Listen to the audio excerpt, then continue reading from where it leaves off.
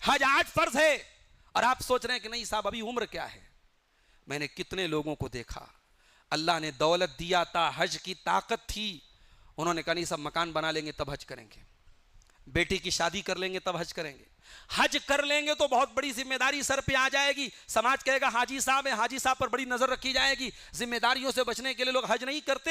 اور میں نے دیکھا ہے ایسے بد نصیبوں کو, پھر ایسے حالات پیدا ہو جاتے کبھی زندگی میں حج نہیں کر پاتے. تو حج ہو چاہے نیکی ہو چاہے توبہ ہو, اس کو کل پہ مت ٹالو میرے پیارے ساتھیوں. یہ کل پہ ٹالنا شیطان کا بہت بڑا ہتھیار ہے. یوسف علیہ السلام کے بھائیوں نے جب اپنے ہی بھائی کا مرڈر کرنے کا پلان کیا تھا تو شیطان نے ان کے دماغ میں بھی یہی ڈالا تھا کہ آج یہ گناہ کر دو, کل سدھر جائیں گے, کل اصلاح کر لیں گے, کل توبہ کر لیں گے. تو یہ خیال اپنے دل میں کبھی مت لائیے گا. اور یہ بھی یاد رکھیے, موت اور بیماری ہم سے پوچھ کے نہیں آئے گی. اللہ کے نبی نے فرمایا اغتنم خمسن قبل خمسن, 5 چیزوں کو غنیمت سمجھو, 5 چیزوں کی ویلو کو سمجھو, 5 چیزوں کے آنے سے پہلے. شبابک قبل حرمک, اپنی جوانی کی قدر کرو بڑھاپے کے آنے سے پہلے. وصحتک قبل سقمک, اپنی تندرستی کی قدر کرو بیمار ہونے کے پہلے. وفراغک قبل شغلک, اپنے ٹائم کی قدر کرو بزی ہونے سے پہلے. وحیاتک قبل موتک, اور اپنی زندگی کی قدر کرو اپنے مرنے سے پہلے. اور اپنی دولت کی قدر کرو غریب ہونے سے پہلے. یہ 5 چیزیں میرے پیارے ساتھیوں ہم سے پوچھ کے نہیں آئیں گی. اور آخری چیز, توبہ کرنا چاہتے ہو تو یہ دیکھو کہ آپ کا دوستانہ کن لوگوں کے ساتھ ہے. بروں کے ساتھ بیٹھو گے تو اگر برائی نہیں بھی کرو گے تو کم سے کم اتنا ضرور ہوگا کہ برائی کے لیے سافٹ کارنر پیدا ہو جائے گا. اگر آپ کے دوست ایسے جو عیاشیاں کر رہے ہیں, جو زنا کر رہے ہیں, جو شراب پی رہے ہیں, اور آپ بہت اچھے خاندان کے ہیں, بہت دیندار گھر کے ہیں, اور آپ یہ کام نہیں کرتے ہیں, مگر ان گناہوں کو لے کر کے ایک سافٹ کارنر دل میں پیدا ہو جائے گا. اس لیے فارسی کا ایک شاعر کہتا ہے پسرے نو با بدا بنشست, خاندان نبوتش گم شد, سگے اصحاب کہف روزے چند, نیکاں گرفت مردم شد. کہتا ہے کہ حضرت نوح علیہ السلام کا بیٹا برے لوگوں کے ساتھ رہتا تھا تو نبوت کے خاندان سے اس کا تعلق تھا, پھر بھی برباد ہو گیا. اتنے بڑے خاندان کا نبی کا بیٹا, نبی بھی کون, اولو العزم نبی, 950 سال تک اللہ کا دین پہنچانے والا نبی, ایسے نبی کا بیٹا برے لوگوں کی صحبت میں بگڑ گیا. اور اصحاب کہف کا کتا, ایک غلیظ جانور, ایک ایسا جانور جو برتن میں منہ ڈال دے تو 7 بار دھلنے کا حکم ہے, اصحاب کہف کے ساتھ وہ تھا. تو قرآن نے جب اصحاب کہف کا ذکر کیا تو ان کے کتے کا بھی ذکر کیا. یہ راستہ شیطان کا راستہ ہے, میرے راستے پر واپس آ جا. اللہ کے راستے پر ریٹرن آ جانا, اپنی زندگی کی گاڑی کو یو ٹرن کر لینا, موڑ لینا, دیٹ از کالڈ توبہ, اسی کا نام توبہ ہے. اچھا, یہ جو توبہ ہے یہ دنیا میں کب تک اللہ تعالیٰ کے ہاں توبہ مانی جائے گی؟ اللہ کے نبی فرماتے ہیں ان اللہ یقبل توبۃ العبد ما لم یغرغر, جب تک بندے کے اوپر غرغرہ طاری نہ ہو جائے. غرغرہ مینس یعنی انسان موت کے بالکل قریب پہنچ گیا ہے, آواز بند ہو گئی ہے, جس کو ہم اردو میں جھانکنی کا عالم کہتے ہیں. اگر وہ کیفیت آ چکی ہے تو اب توبہ کی گنجائش ختم ہو چکی ہے. اس کے پہلے پہلے توبہ کرنا ہے. موت کو دیکھنے کے بعد اگر توبہ انسان کر رہا ہے تو اللہ تعالیٰ کی یہ توبہ ایلیجیبل نہیں ہے, اللہ تعالیٰ کی توبہ نہیں مانی جائے گی. ایسی توبہ تو فرعون نے بھی کی تھی. فرعون جب ڈوبنے لگا تو اس نے ایمان کا اقرار کیا, کلمہ پڑھا اس نے موسیٰ علیہ السلام کا, مگر اللہ نے اعلان کر دیا کہ الآن وقد عصیت من قبل, اے فرعون اب تو ایمان لا رہا ہے, ساری زندگی تو نافرمانی کرتا رہا, ظلم کرتا رہا, اللہ کے بندوں کو ستاتا رہا, اور آج تو توبہ کر رہا ہے, تیری توبہ کا ہمارے ہاں کوئی اعتبار نہیں ہے. تو جب تک سانس چل رہی ہے اور جب تک یہ غرغرہ کی حالت نہیں آ جاتی تب تک توبہ کا آپشن موجود ہے. اور دنیا کے اعتبار سے قیامت کا جو دن ہوگا, جس دن سورج پچھم سے نکلے گا, بجائے پورب سے نکلنے کے سورج پچھم سے نکلے گا, اس دن بھی انسان توبہ کرے گا, اس کی توبہ قبول نہیں ہوگی. اچھا, یہ جو توبہ ہے یہ اللہ تعالیٰ نے کیوں رکھی؟ اللہ تعالیٰ نے ایک آپشن رکھا کہ میرے بندو اگر تم گناہ کرو گے تو اگر تم توبہ کر لو تو ہم تمہیں معاف کر دیں گے. کتنے گناہ کرو گے اس کی کوئی لمٹ نہیں ہے. دنیا کے تمام گناہوں کو کرنے والا بھی اگر اللہ سے سچی توبہ کرے, اللہ تعالیٰ اس کو معاف کرنے کو تیار ہے. سورہ زمر کی آیت نمبر 53 دیکھیے. اللہ فرماتا ہے قُلْ يَا عِبَادِيَ الَّذِينَ أَسْرَفُوا عَلَىٰ أَنفُسِهِمْ لَا تَقْنَطُوا مِن رَحْمَةِ اللَّهِ. اے نبی آپ اعلان کر دیجئے اے میرے وہ بندو جنہوں نے گناہ کر کر کے اپنی جانوں کے اوپر ظلم کر لیا ہے، لا تقنطوا من رحمت اللہ، تم اللہ کی رحمت سے کبھی مایوس نہ ہونا. ان اللہ یغفر الذنوب جميعا، اللہ تمہارے سارے گناہوں کو معاف کر دے گا. انہ هو الغفور الرحیم، اللہ بہت بخشنے والا بہت رحم کرنے والا ہے. اس آیت کے بارے میں حضرت عبداللہ بن مسعود کہا کرتے تھے کہ قرآن کی سب سے زیادہ امید دلانے والی آیت، گنہگاروں کو سب سے زیادہ آسرا دلانے والی، امید دلانے والی، اللہ کی رحمت کی آس دلانے والی یہی آیت ہے. اے میرے وہ بندو جنہوں نے گناہ کر کے اپنی جان پر ظلم کیا ہے. گناہ کرنے والا دوسرے پر بعد میں ظلم کرتا ہے، پہلے اپنے اوپر ظلم کرتا ہے. بھائی ایک انسان گناہ کر کے اپنے لیے گڈھا کھود رہا ہے، اپنے آپ کو ہلاک کر رہا ہے، اس سے بڑا ظلم کیا ہوگا؟ اسی لیے ہمارے باپ آدم علیہ السلام سے جب غلطی ہوئی اور جنت کے اس درخت کو انہوں نے شیطان کے بہکاوے میں آ کر کے کھا لیا، تب اللہ تعالیٰ نے آدم علیہ السلام کے دل میں توبہ کا خیال ڈالا. اور آدم علیہ السلام نے جن الفاظ میں توبہ کی وہ الفاظ بھی قرآن میں اللہ نے بیان کر دیے. ربنا ظلمنا انفسنا وان لم تغفر لنا وترحمنا لنکونن من الخاسرین. اے ہمارے پروردگار، ہم نے گناہ کر کے تیری نافرمانی کر کے اپنے نفس کے اوپر ظلم کیا ہے، اپنے اوپر اتیاچار کیا ہے، اپنے آپ کو ہم نے ہلاکت میں ڈالا ہے. اور اے اللہ اگر تو نے نہیں بخشا، اگر تو نے رحم نہیں کیا، لنکونن من الخاسرین، تو ہم بہت بڑا خسارہ اٹھانے والوں میں سے ہو جائیں گے. انسان گناہ کر کے اتنے خسارے میں نہیں پڑتا جتنا خسارہ گناہ کر کے وہ توبہ نہ کرے اس خسارے میں پڑتا ہے. اسی لیے قرآن بار بار توبہ کی تلقین کرتا ہے. اللہ الگ الگ انداز میں ہم کو توبہ کرنے کی دعوت دیتا ہے.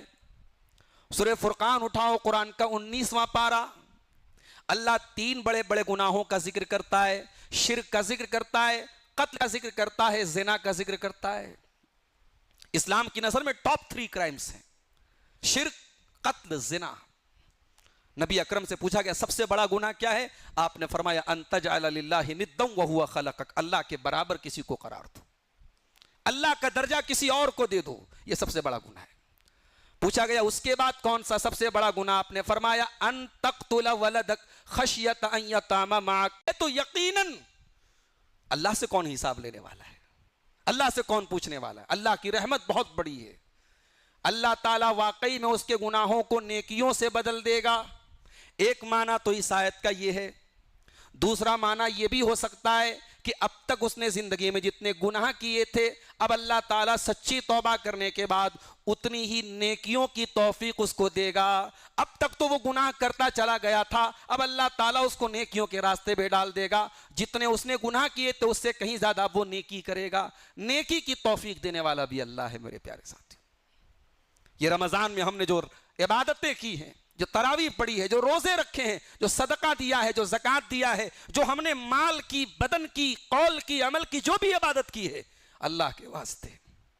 کہیں دل اور دماغ میں یہ غلط فہمی نہ پال لینا کہ یہ ہمارا کمال تھا. یہ اللہ کا فضل تھا کہ اس نے ہمیں توفیق بخشی ہے. ورنہ دنیا میں ایسے بھی بد نصیب بیٹھے ہیں جو اس رمضان میں بھی شراب پی رہے تھے. دنیا میں ایسے بھی بد نصیب ہیں جو تاک راتوں میں بیٹھ کر کے موبائلوں پر گندی فلمیں دیکھ رہے ہیں. دنیا میں ایسے بھی بد نصیب، ایسی بد نصیب عورتیں ہیں جو رمضان کے مہینے میں بھی فسق و فجور کر رہی ہیں، بے پردہ گھوم رہی ہیں. دنیا میں ایسے لوگوں کی کمی نہیں ہے میرے ساتھیوں. اللہ نے اگر آپ پر فضل و کرم کیا، آپ مسجد سے جڑ گئے، آپ علماء سے جڑ گئے، آپ تراویح سے جڑ گئے، آپ اعتکاف سے جڑ گئے، آپ کے اپنے مال کو اللہ کی راہ میں خرچ کیا، آپ نے بدنی عبادتیں کی، آپ نے قولی عبادتیں کی، یہ عبادتیں اگر آپ نے کی ہیں اللہ نے توفیق دی ہے میرے ساتھیوں. اسی لیے فرض نماز کا سلام پھیرنے کے بعد ہم بار بار یہ دعا پڑھتے ہیں: اللہم اعنی علی ذکرک و شکرک و حسن عبادتک. اے اللہ تو میری مدد فرما، میں تیرا ذکر کروں، میں تیرا شکر کروں اور اچھے طریقے سے تیری عبادت کروں. اسی لیے ہمارے سلف صالحین رمضان کی نیکی کرنے کے بعد دعائیں کرتے رہتے تھے، 6 مہینہ وہ دعائیں کرتے رہتے تھے، اے اللہ ہماری رمضان کی نیکی کو قبول فرما لے۔ بنا رہا ہے، باپ مستری کی طرح کام کر رہا ہے، بیٹا لیبر کی طرح کام کر رہا ہے، دونوں اپنے دور کے پیغمبر ہیں، دونوں اپنے دور کے نبی ہیں، اور اللہ کی عبادت کا پہلا گھر بنا رہے ہیں۔ اتنا بڑا کارنامہ ہے، ہم اور آپ کرتے تو نہ جانے کتنی ہم اس کی واہواہی کرتے، نہ جانے کتنی پبلسٹی کرتے، نہ جانے کتنا اعلان کرتے۔ اللہ کے یہ دونوں پیغمبر خانہ کعبہ کی تعمیر کر رہے ہیں، اور زبان پر کوئی بڑائی نہیں، اپنی کوئی تعریف نہیں، سینے میں کوئی فخر کا احساس نہیں۔ قرآن کہتا ہے وَإِذْ يَرْفَعُ إِبْرَاهِيمُ الْقَوَاعِدَ مِنَ الْبَيْتِ وَإِسْمَاعِيلُ رَبَّنَا تَقَبَّلْ مِنَّا إِنَّكَ أَنْتَ السَّمِيعُ الْعَلِيمُ۔ یاد کرو جب میرا بندہ ابراہیم خانہ کعبہ کو بنا رہا تھا اور اس کا بیٹا اسماعیل بھی اپنے باپ کا ساتھ دے رہا تھا، دونوں باپ بیٹے خانہ کعبہ کو بنا رہے ہیں اور اللہ تعالیٰ سے دعائیں کرتے چلے جا رہے ہیں، ربنا تقبل منا انک انت السمیع العلیم، پروردگار ہمارے اس عمل کو تو قبول فرما لے، تو سننے والا، تو جاننے والا ہے، تو دلوں کا حال جاننے والا ہے۔ آج اگر کسی چیز کی کمی ہے میرے پیارے ساتھیوں، اخلاص کی کمی ہے۔ محسوس کرتا ہوں، میں بہت ساری باتیں تقریروں میں بیان نہیں کرتا ہوں، مگر محسوس کرتا ہوں کہ ہماری نیکیوں میں آج ریاکاری بہت زیادہ آتی چلی جا رہی ہے۔ بسا اوقات ایسا ہوتا ہے کہ ہم ایک بڑا نیکی کا کام کر سکتے نہیں کرتے ہیں، اس کے مقابلے میں دوسرے کام جو اس سے اہم نہیں ہوتے ہم زیادہ کرتے ہیں، کیوں؟ واہوائی زیادہ ملے گی۔ یاد رکھو میرے پیارے ساتھیوں، اخلاص بہت قیمتی دولت ہے، اخلاص کی بنیاد پر جو عمل کیا جائے گا اللہ تعالیٰ اس کو قبول کرے گا۔ اس لیے رمضان کے اس مہینے میں اللہ تعالیٰ نے اگر آپ کو نیکیوں کی توفیق بخشی ہے تو اس نیکی کی قدر کرو، اور یاد رکھو کہ اللہ تعالیٰ اس کی توفیق دے رہا ہے۔ تو توبہ اگر کوئی کرے تو قرآن کیا کہتا ہے؟ ہم اس کے گناہوں کو نیکیوں میں بدل دیں گے، فَأُولَئِكَ يُبَدِّلُ اللَّهُ سَيِّئَاتِهِمْ حَسَنَاتٍ۔ اب آئیے ایک حدیث آپ کو پڑھ کے سنا دیتا ہوں۔ اللہ کے پیارے نبی جناب محمد رسول اللہ صلی اللہ علیہ وسلم فرماتے ہیں، حدیث قدسی کے الفاظ ہیں، حدیث قدسی کے الفاظ ہیں، اللہ تعالیٰ کہتا ہے یبن آدم، اے آدم کے بیٹے، انک ما دعوتنی ورجوتنی غفرت لک، جب تک تو مجھ سے دعا کرتا رہے گا، تو مجھ سے امیدیں لگاتا رہے گا، اے میرے بندے میں تجھ کو معاف کرتا رہوں گا، ولا ابالی، مجھے کسی کی کوئی پرواہ نہیں ہے۔ اللہ کو کس کی پرواہ ہے؟ اللہ کو کسی کو جواب نہیں دینا ہے۔ اے میرے بندے جب تک تو دعائیں کرتا رہے گا میں تیری توبہ قبول کرتا رہوں گا۔ یبن آدم لو بلغت ذنوبک عنان السماء، اے آدم کے بیٹے اگر تیرے گناہ آسمان کے کناروں تک پہنچ جائیں، ثم استغفرتنی، اور پھر تو مجھ سے آ کر کے معافی مانگ لے، مجھ سے توبہ کر لے، غفرت لک ولا ابالی، میں تجھے معاف کر دوں گا، مجھے کسی کی کوئی پرواہ نہیں ہے۔ یابن آدم انک لو اتیتنی بقراب الارض خطایا، اے آدم کے بیٹے اگر تو زمین بھر کے گناہ لے کر کے میرے پاس آئے گا، ثم لقیتنی، اور پھر تو توبہ کر کے میرے پاس اس حال میں آئے گا، لا تشرک بی شیئا، تو میرے ساتھ کسی کو شریک نہیں کرتا تھا، تو شرک نہیں کرتا تھا، اے میرے بندے اتیتک بقرابھا مغفرہ، تو زمین بھر کے گناہ لے کے آیا تھا، میں زمین بھر کے مغفرت تجھ کو عطا کروں گا، میں زمین بھر کے بخشش تجھ کو عطا کروں گا۔ اللہ اکبر، کتنی اہم یہ حدیث ہے میرے ساتھیوں۔ گنہگاروں کو، خطا کاروں کو تھے میرے پیارے ساتھیوں۔ ابھی اسی رمضان میں آپ کے چترا درگا میں 2 نوجوان، 21 سال کے نوجوان بائک سے جا رہے تھے، ایکسیڈنٹ ہو گیا، آن دا اسپاٹ انتقال کر گئے۔ ہم نہیں جانتے کب ہماری بائک کا ایکسیڈنٹ ہو جائے، ہماری کار کا ایکسیڈنٹ ہو جائے۔ ہو سکتا ہے تمہارے کانوں میں ایئر پوڈ لگاؤ اور تم گانے سن رہے ہو، تم بےہودہ چیزیں سن رہے ہو، اور اسی حالت میں موت آ جائے۔ میرے پیارے بھائیو، اللہ کو کیا جواب دو گے؟ اللہ کے نبی فرماتے ہیں ان العبد یبعث علی ما مات علیہ، بندہ جس حال میں مرے گا اسی حال میں قیامت کے دن اٹھایا جائے گا۔ جس حال میں بندے کی موت ہوئی ہے اسی حال میں قیامت کے دن اٹھایا جائے گا۔ بندہ زنا کرتے ہوئے مرا ہے، قیامت کے دن زنا کرتے ہوئے اٹھے گا۔ بندہ شراب پیتے ہوئے مرا ہے، شراب پیتے ہوئے مرا ہے، شراب پیتے ہوئے اٹھے گا۔ بندہ بےہودہ اور گندی چیزیں دیکھتے ہوئے مرا ہے، گندی چیزیں دیکھتے ہوئے اٹھے گا۔ بندہ جس گناہ میں، جس کام میں مبتلا تھا اسی کام کو کرتے ہوئے قیامت کے دن اٹھایا جائے گا۔ اسی لیے جو احرام کی حالت میں انتقال کر جائے جو حج کرنے گیا، عمرہ کرنے گیا، احرام کی حالت میں انتقال کر جائے، اللہ کے نبی فرماتے ہیں اس کو الگ سے کوئی کفن کا کپڑا پہنانے کی ضرورت نہیں ہے، اسی احرام کی چادر کو اس کا کفن بنا دو، اسی حالت میں اس کو کفنا دو، فَإِنَّهُ يَأْتِي يَوْمَ الْقِيَامَةِ مُلَبِّيًا، اس لیے کہ قیامت کے دن وہ لبیک اللہم لبیک کہتا ہوا آئے گا، اسی احرام کی حالت میں تلبیہ پکارتے ہوئے قیامت کے دن آئے گا۔ میرے عزیزو، اس سے پہلے کہ موت آ جائے اللہ سے سچی توبہ کر لو۔ اللہ رب العالمین کا موت کا فرشتہ آپ سے اپوائنٹمنٹ لے کر کے میرے پیارے ساتھیوں نہیں آئے گا۔ اچھا، توبہ خوش ہوتا ہے، کتنا خوش ہوتا ہے، یہ ایک حدیث دیکھتے ہیں، صحیح مسلم کی روایت ہے، اللہ کے نبی فرماتے ہیں للہ اشد فرحم من توبت عبدہ، اللہ تعالیٰ بندے کی توبہ سے بہت خوش ہوتا ہے۔ کتنا خوش ہوتا ہے آپ نے فرمایا، اسے سمجھو جیسے ایک آدمی ریگستان میں گیا ہے، اس کے ساتھ اس کی سواری بھی ہے، سواری پر سارا سامان ہے سفر کا، اچانک اس کی سواری گم ہو جائے، سواری کا سارا سامان گم ہو جائے، وہ بیچارہ پریشان ہو جائے، تھک ہار کر کے وہ لیٹ جائے اور تھوڑی دیر اس کو نیند آ جائے، اور سونے کے بعد جب وہ اٹھتا ہے تو کیا دیکھتا ہے، اس کی سواری اس کے سامنے کھڑی ہے، اور سواری کا سارا سامان بھی اس کے اوپر موجود ہے۔ وہ اتنا خوش ہوتا ہے، مارے خوشی کی اپنی زبان پر کنٹرول نہیں کر پاتا ہے، اور کہتا ہے اللہم انت عبدی وانا ربک، اے اللہ تو میرا بندہ میں تیرا رب ہوں۔ اتنا خوش ہو گیا، شدت جذبات سے اپنے زبان پر کنٹرول نہ کر پایا، الٹا بول دیا۔ یہ کہنا تھا اے اللہ میں تیرا بندہ تو میرا رب ہوں، الٹا بول دیا اے اللہ تو میرا رب ہے، تو میرا بندہ ہے، میں تیرا رب ہوں۔ جتنی خوشی اس انسان کو اس صحرا میں، اس بیابان میں اپنی سواری کے گم ہونے کے بعد دوبارہ سواری ملنے کی ہوتی ہے، اللہ کے پیارے حبیب فرماتے ہیں اتنی ہی خوشی اللہ تعالیٰ کو اپنے بندے کی توبہ پر ہوتی ہے۔ مگر یاد رکھو میرے بھائیو، اللہ تعالیٰ کو سچی توبہ چاہیے، اللہ تعالیٰ کیا سچی توبہ قبول ہوگی؟ قرآن کا 28واں پارہ اٹھاؤ، اللہ فرماتا ہے یا ایہا الذین آمنوا توبوا الی اللہ توبۃ نصوحا، اے ایمان والو اللہ کی بارگاہ میں توبہ کرو۔ کیسی توبہ؟ توبۃ نصوحا، سچی توبہ کرو۔ عسیٰ ربکم ان یکفر عنکم من سیئاتکم، جب تم سچی توبہ کرو گے اللہ تمہارے گناہوں کو معاف کر دے گا۔ ویدخلکم جنات تجری من تحتها الانہار، اور اللہ اپنے جنت کے باغات میں تم کو داخل کر دے گا جہاں جنت کی باغات کے نیچے نہریں بہ رہی ہوں گی۔ سچی توبہ کس کو بولتے ہیں؟ اس کو نوٹ کر دو۔ سچی توبہ کی 4 کنڈیشن ہیں۔ پہلی کنڈیشن، سچی توبہ کی پہلی کنڈیشن یہ کہ آپ کی توبہ خالص اللہ کے لیے ہو، دنیا کو دکھانے کے لیے توبہ نہیں کہ ہاں صاحب فلاں آدمی میرے بارے میں بڑا برا سمجھتا ہے چلو اس کے لیے میں توبہ کروں، نہیں، اللہ کے لیے توبہ ہونی چاہیے۔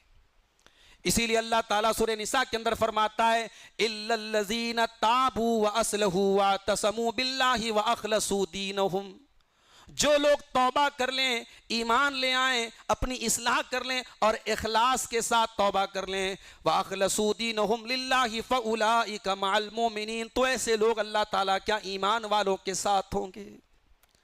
تو پہلی کنڈیشن ہے کہ اخلاص ہونا چاہیے۔ دوسری کنڈیشن توبہ کی یہ ہے کہ آپ جس گناہ سے توبہ کر رہے ہیں اس گناہ کو فوراً چھوڑ دیجئے۔ ایسا نہ ہو شراب سے توبہ ہو رہی ہے، صبح کو توبہ ہو رہی ہے، شام کو پھر میں خانے پہ پہنچ گیا۔ ایسا نہ ہو اب تک نماز نہیں پڑھتا تھا، سچی توبہ کیا ہے اللہ میں اب آج سے نماز کی پابندی کروں گا، اگلے دن پھر نمازوں میں غائب ہے، نہیں۔ جیسے ہماری رمضان والی توبہ ہے، 1 مہینے کی توبہ، لمیٹڈ توبہ، 1 مہینے کے لیے مسجد قباء کی انتظامیہ کمیٹی پریشان ہے، بھائی لوگوں کا کیسے انتظام کریں، خواتین بھی بھری ہیں مرد بھی بھرے ہیں، اور 1 مہینے کے بعد رمضان کے بعد نمازی ویسے غائب جیسے گدھے کے سر سے سینگ غائب۔ سارا تقوی ساری دینداری 1 مہینے کے لیے نہیں میرے ساتھیوں۔ توبہ کی کنڈیشن یہ ہے کہ آپ اس گناہ کو جس سے توبہ کر رہے ہیں، اگر اب تک گناہ کرتے تھے فوراً اس گناہ کو چھوڑ دیا جائے۔ توبہ کی تیسری کنڈیشن یہ ہے کہ آئندہ اس گناہ کو نہ کرنے کا پکا ارادہ کیا جائے، اس گناہ پر شرمندہ ہو جائے انسان اور آئندہ اس گناہ کو چھوڑنے کا پکا ارادہ کر لے۔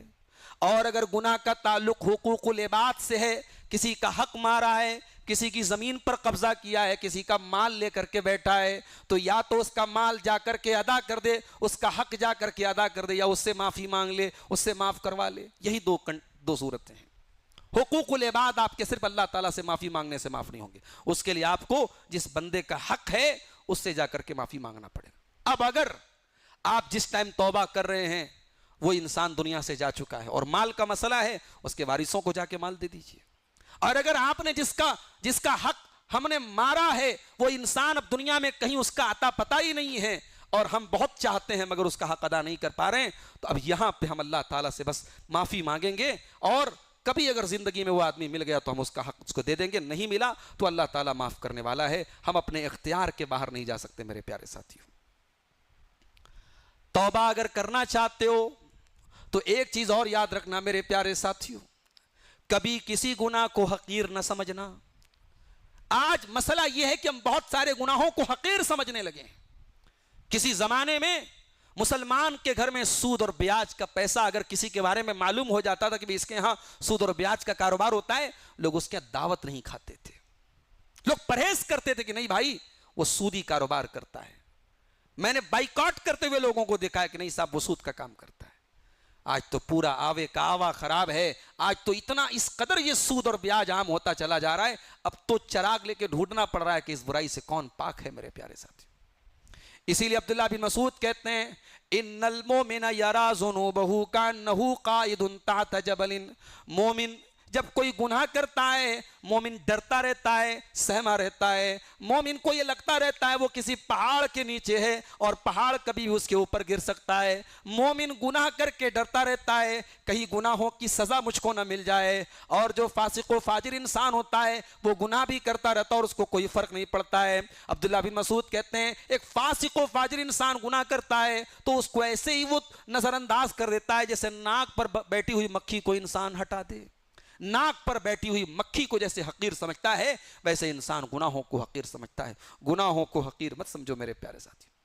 جن گناہوں کو ہم چھوٹا سمجھتے ہیں یہی گناہ کل قیامت کے دن ہمیں برباد کر دیں گے. اللہ کے پیارے نبی فرماتے ہیں، مسند احمد کی صحیح روایت ہے، ایاکم ومحقرات الذنوب، اے لوگو ایسے گناہوں سے بچو جن کو حقیر سمجھا جاتا ہے. آپ نے فرمایا کہ ان گناہوں کی مثال ایسی ہے جیسے کوئی انسان جنگل میں جاتا ہے اور لکڑی جلانے کے لیے جتنے لوگ ہیں سب بکھر جاتے ہیں، سب ادھر ادھر چلے جاتے ہیں، اور کوئی ایک لکڑی لے کے آتا ہے، کوئی ایک لکڑی لے کے آتا ہے، سب مل کر کے الگ الگ لکڑی لے کے آتے ہیں اور سب مل کر کے اتنی لکڑیاں لے آتے ہیں کہ پورا کھانا تیار ہو جاتا ہے. اللہ کے نبی نے فرمایا چھوٹے چھوٹے گناہ انسان کو مل کر کے ایسے ہی ہلاک کر دیتے ہیں. گناہوں کو حقیر مت سمجھو میرے پیارے ساتھی. آج انسان جب گناہ کرتا ہے اور کبھی اگر یہ ڈر سامنے آ جائے کہ بھئی ہمارا گناہ لیک ہو جائے گا تو انسان اس کو چھپاتا ہے. اچھا دنیا سے انسان اپنے گناہوں کو چھپاتا ہے، اللہ سے کیوں نہیں چھپاتا؟ اللہ نے قرآن میں فرمایا کہ اے میرے بندو تستخفون من الناس ولا تستخفون من اللہ، تمہیں لوگوں سے حیا آتی، اللہ سے حیا کیوں نہیں آتی؟ تم لوگوں کا ڈر تمہارے دل میں، اللہ کا ڈر کیوں نہیں ہے؟ لوگوں کو نہ پتہ چل جائے اس بات کا ڈر ہے، اللہ کا ڈر کیوں نہیں ہے؟ اللہ کو تو سب معلوم ہے. میرے بندو تمہیں اللہ کا ڈر کیوں نہیں ہے؟ اسی لیے سب سے خطرناک گناہ وہ ہوتے ہیں جو اکیلے میں کیے جائیں، جو پرائیویٹلی کیے جائیں، تنہائی میں کیے جائیں، وہ سب سے خطرناک گناہ ہوتے ہیں.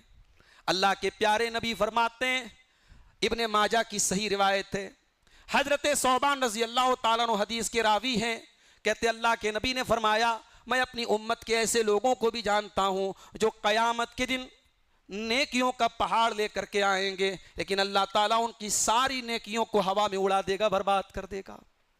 نیکیوں کا پہاڑ لے کر کے آئیں گے مگر ان کی نیکی اللہ تعالیٰ کیا ان کی کوئی ویلو نہیں ہوگی. حضرت ثوبان فوراً سہم گئے، ڈر گئے، کہا اے اللہ کے نبی ذرا کھل کر کے بتا دیجئے، ذرا اوپن کر کے بتا دیجئے وہ کون لوگ ہوں گے؟ آپ نے فرمایا اے ثوبان یہ وہ بدنصیب لوگ ہوں گے جو تمہارے ہی جیسے ہوں گے، نماز پڑھنے والے، عبادت کرنے والے لوگ ہوں گے. وَلَٰكِنَّهُمْ إِذَا خَلَوْا بِمَحَارِمِ اللَّهِ انتهكوها، بس ایک بات کی کمی ہوگی، جب وہ تنہائی میں ہوں گے، بیڈ روم میں ہوں گے، کمرے میں ہوں گے، اکیلے میں ہوں گے، کوئی دیکھنے والا نہیں ہے، کوئی ریکارڈ کرنے والا نہیں ہے، کوئی نظر رکھنے والا نہیں ہے، جب ان کو تنہائی ملے گی تو وہاں پر وہ حرام کام کریں گے۔ میرے بھائیوں، جلوت میں گناہوں سے بچنا یہ کمال نہیں، خلوت کو کل تھا، اس کے کچھ دوست و احباب تھے، ان کے ساتھ آئے دن وہ جاتا تھا، بدکاری کرتا تھا، زنا کرتا تھا۔ اس کی 3-4 سال کی ایک معصوم بچی بھی تھی۔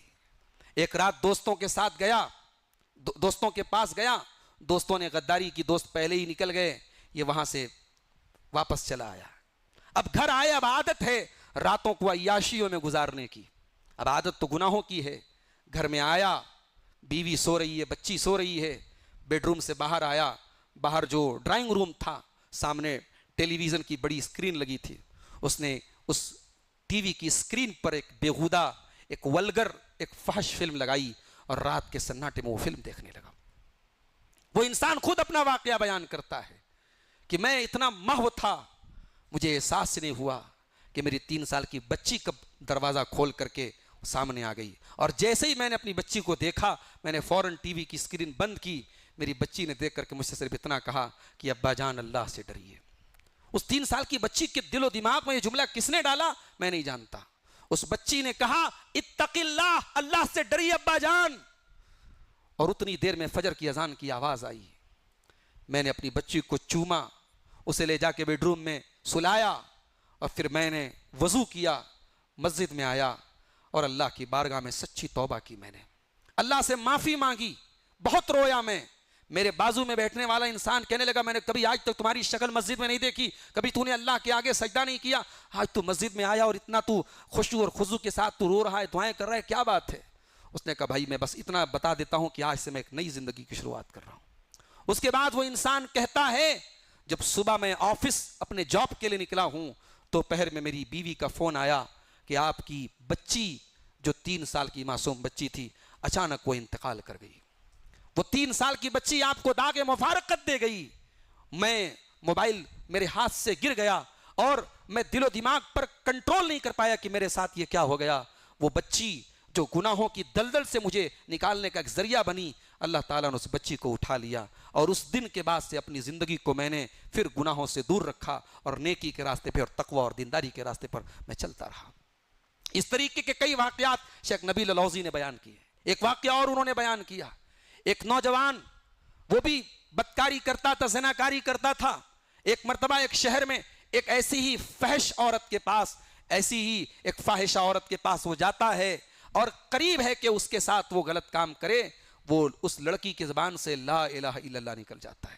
مسلمان لڑکی تھی، اس کی زبان سے اللہ کا نام یہ سنتا ہے، اسے فوراً قرآن کی آیت یاد آ جاتی ہے، والذین اذا فعلوا فاحشۃ او ظلموا انفسهم۔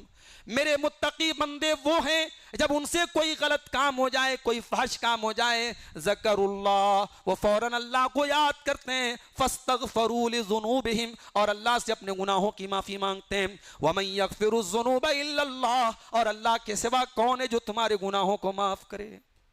زنا کرنے والا انسان واپس لوٹتا ہے اور ساری زندگی کے لیے پاک دامنی کا راستہ اختیار کرتا ہے، اپنے آپ کو گناہوں کی اس دلدل سے نکال دیتا ہے۔ میرے نوجوان ساتھیوں، جہاں تک میری آواز جا رہی ہے، اللہ نے ہمارے بہت سارے گناہوں پر پردہ ڈال کے رکھا ہے۔ ہمیں معلوم ہے کہ ہمارے مسکراتے چہروں کے پیچھے ہمارے کردار پر کتنے دھبے ہیں، یہ ہمارے رب کو خوب معلوم ہے۔ میرے بھائیوں، اس سے پہلے کہ ہمارے وہ گناہ قیامت کے دن ہمارے سامنے آ جائیں، ظاہر ہے دنیا میں سامنے ہو سکتا ہے نہ آئے، مگر قیامت کے دن تو سامنے آئیں گے نا۔ کل جمعہ کا دن ہے، آپ سورہ کہف پڑھیں گے، سورہ کہف میں یہ آیت بھی آپ پڑھیں گے، وَوُضِعَ الْكِتَابُ فَتَرَى الْمُجْرِمِينَ مُشْفِقِينَ مِمَّا فِيهِ وَيَقُولُونَ يَا وَيْلَتَنَا مَا لِهَذَا الْكِتَابِ لَا يُغَادِرُ صَغِيرَةً وَلَا كَبِيرَةً إِلَّا أَحْصَاهَا۔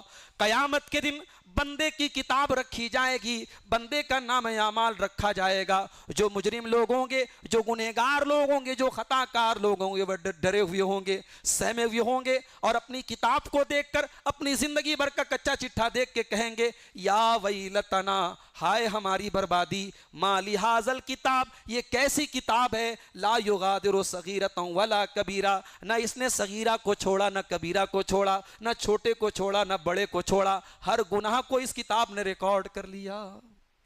میرے بھائیوں، ہماری زندگی بھر کا کچا چٹھا ہمارے سامنے قیامت کے دن رکھا جائے گا۔ اس دن جب دنیا کے سامنے ہمارے کرتوت کھولے جائیں گے وہ اصل رسوائی ہوگی۔ اسی لیے ہم اللہ سے دعا کرتے ہیں اللہ تو ہمارا آسان حساب لے لے۔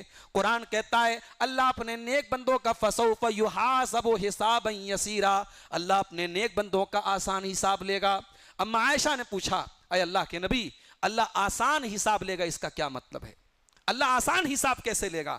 اللہ کے نبی نے فرمایا اے عائشہ انما ذالک العرض، آسان حساب کا مطلب یہ ہے کہ اللہ کے سامنے بندوں کے نام اعمال پیش کیے جائیں اور اللہ دیکھ کر کے نظر انداز کر دے۔ اللہ بندے کے اعمال کو، گناہوں کو دیکھ کے نظر انداز کر دے، یہ ہے آسان حساب۔ ومن نوقش، اگر اللہ پوچھ تاچھ شروع کر دے گا، اگر گناہوں کی پوچھ تاچھ شروع ہو گئی تب تو انسان ہلاک ہو جائے گا۔ میرے عزیزوں، میرے بھائیوں، اس دن جس دن ہمارے ایک ایک عمل کو تولا جائے گا۔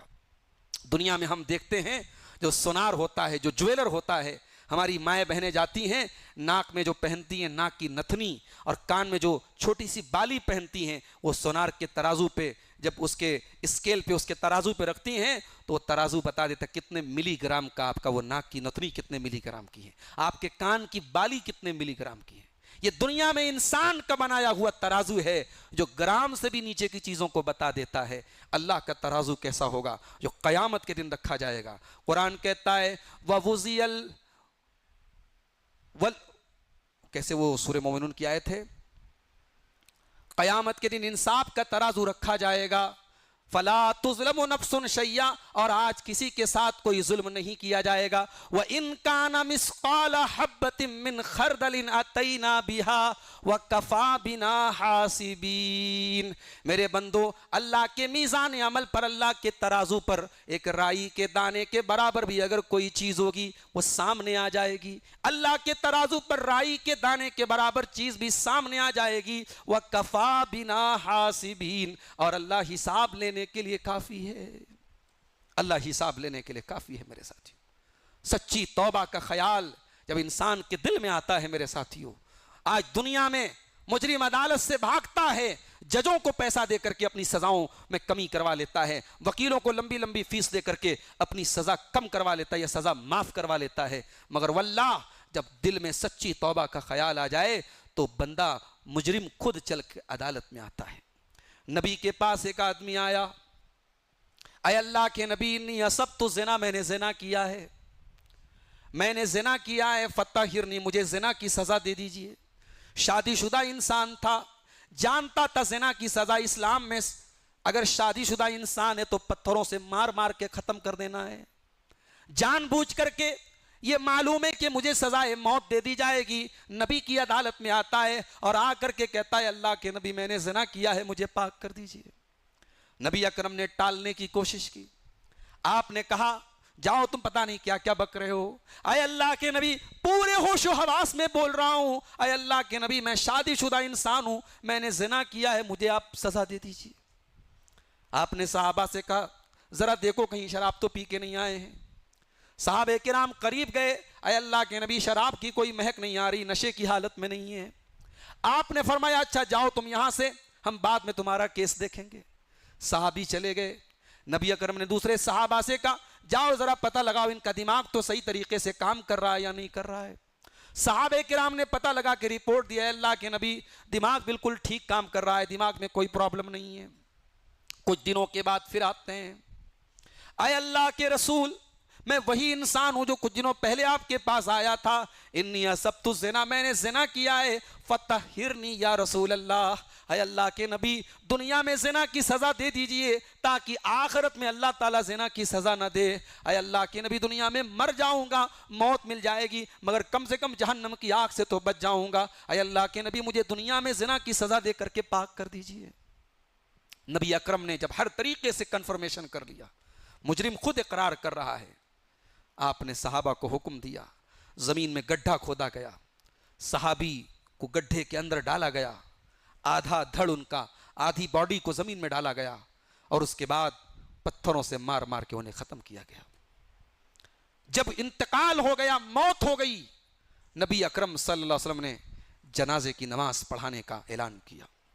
حضرت عمر نے کہا اے اللہ کے نبی آپ ایک زانی کی جنازے کی نماز پڑھائیں گے؟ ایک انسان جس نے کھلم کھلا کر کے اقرار کیا ہے میں نے زنا کیا ہے، اے اللہ کے نبی آپ ایسے انسان کی جنازے کی نماز پڑھائیں گے؟